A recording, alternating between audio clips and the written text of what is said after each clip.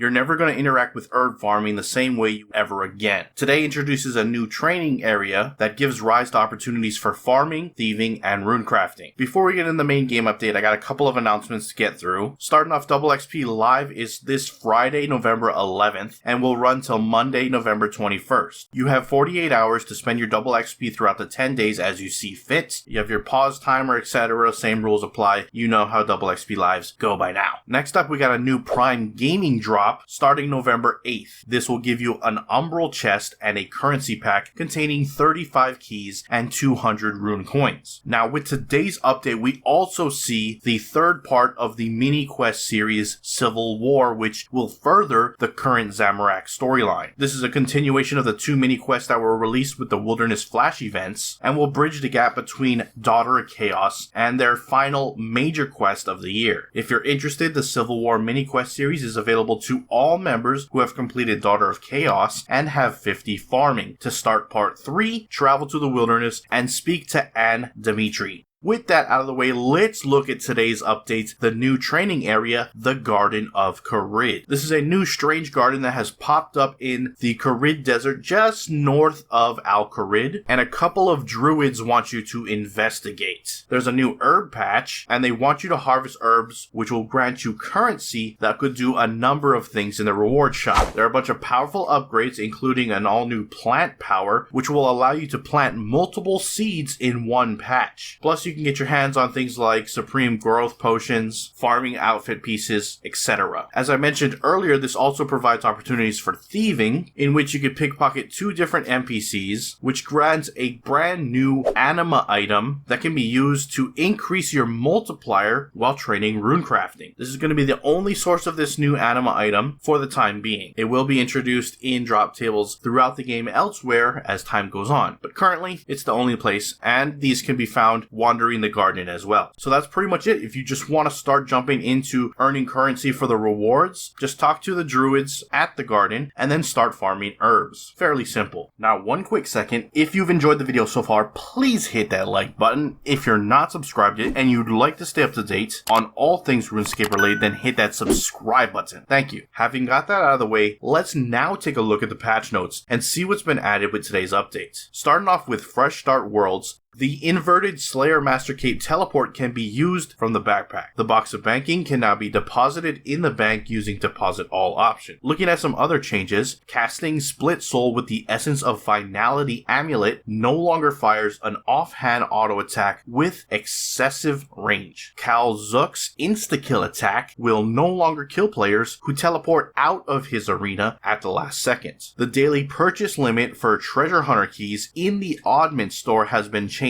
to 10. Fixed an issue that caused the Master Completionist hood to be listed on the Grand Exchange. The Eek pet can now be added to your player-owned house Menagerie. Fixed an issue where Greater Chain could copy more than one ability if that ability was a special attack or channel. And lastly, the quest map icons are no longer missing for Civil War mini quests. And that is it for your patch notes. Links to everything discussed in this video will be down in the description below, so you can check it out if you wish to do so. Another thing, if you have not heard, through the latest game jam, Jagex is trying to make it so you can actually see players from different worlds in your game in certain localized areas like the Grand Exchange, etc. If you want to know more about this cross-world presence updates, the link to the video will be on screen right now, and I'd love to see you over there, so do check it out. With that, I'm gonna wrap up the video. I'll see you next time. Aloha.